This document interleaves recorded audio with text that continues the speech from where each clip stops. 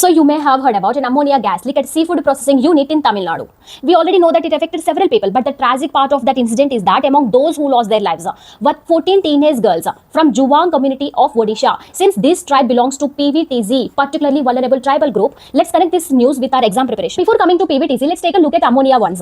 It is a colorless toxic gas and it has a pungent smell. It is used in the production of a chemical fertilizers, mainly in the production of a urea. Remember this. And in the refrigeration systems also. See, these things are very important because UPSC has already asked a question on this. And I'll tell you one thing, whatever the chemical, mineral is in the news, try to make a notes out of it. Now coming back to our main topic, pvtg. They are a sub-classification of a ST, scheduled tribe, and they are more vulnerable than the regular scheduled tribe. And they are educationally, socially, economically backward, and they are living in a habitat which is far away from basic amenities such as transportation, education and healthcare. And these groups are introduced by the government of India in 1975 on the 5th five-year plan. That time we had a planning commission, right, on the recommendation of a Debar commission.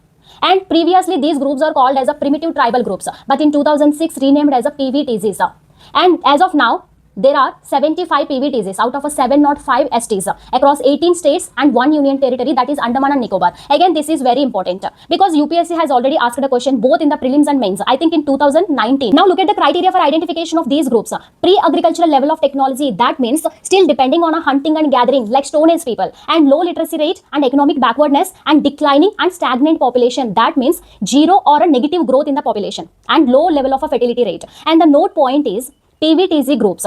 Not a constitutional category, not a statutory category. It is just an administrative purpose classification only. And what are the states with the highest PVTG groups? Odisha has a 13 PVTG groups like Sora tribe, Juwang tribe, followed by Andhra Pradesh. It has a 12 PVTG groups like a Chenchu tribe, Kondareddy tribe, and with the highest population of a PVTG.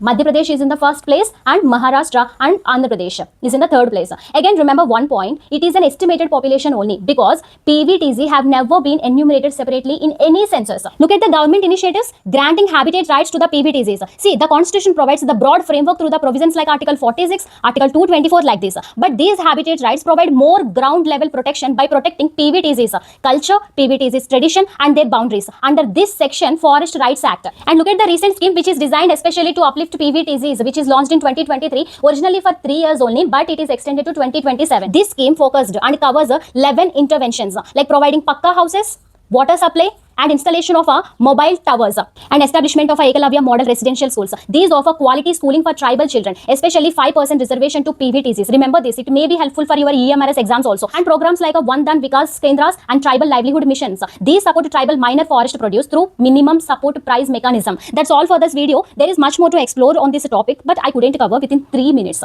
Thank you for watching.